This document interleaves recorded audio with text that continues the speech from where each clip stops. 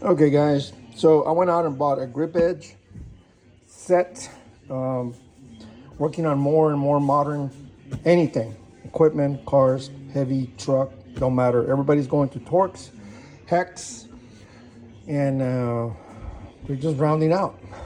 And it's hard, you can cut them off, grind them, weld them, drill them, tap them. But if you can avoid all of that by having a set of tools that is specifically made for removing stubborn fasteners, why not? So let's take a look at this grip edge. This is, I don't know if it's a master set, but it's a pretty big set. It has all the different types.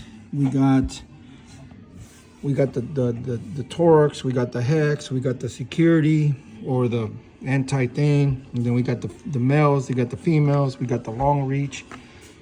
The case is a plastic with latches, which I appreciate. It does have the aircraft, well, I know it is aircraft style foaming, which is if the socket's not there, you're gonna see that it's missing because it's gonna be highlighted by a spot. This originally started with the aircraft guys to inventory, make sure you don't leave nothing in the plane before it takes off and it doesn't fall out of the sky. This right here, you cannot tell, or maybe you can, it is painted, but it is embossed. In other words, there's a channel here where the paint sits in.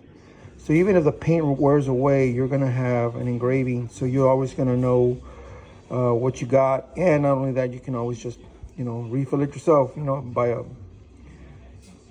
paint pen from the hobby shop and you can just repaint them yourself. Appreciate that there too.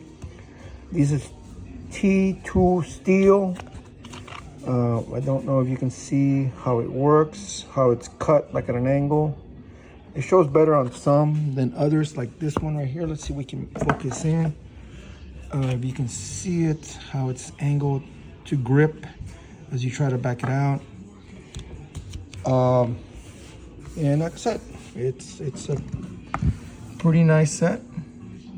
And everybody's going to Torx and Hex and I see it everywhere. I see it on the ProMaster, on the Rams. I see it on the Fords, on the intake manifolds. I see it on the Kenworths. I see it on the Freightliners. I see it on the the heavy equipment. So this is a set that I've been putting off on buying. I think like if you just buy one of these, like the T60 through, what does it go down to? T something, I forgot what it is. Anyway, it's like $200.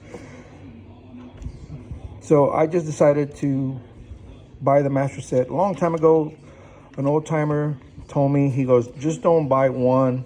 If it comes in a set, buy the set, because eventually you will end up needing the rest. And over the years, it has paid off to buy them in sets. Wrenches, sockets, ratchet sets, extension sets. It's always better to buy them in sets. In the long run, you save money, and eventually you will have a situation where you'll be like, oh, I have that wrench because it came in the set that I bought. Thanks for watching.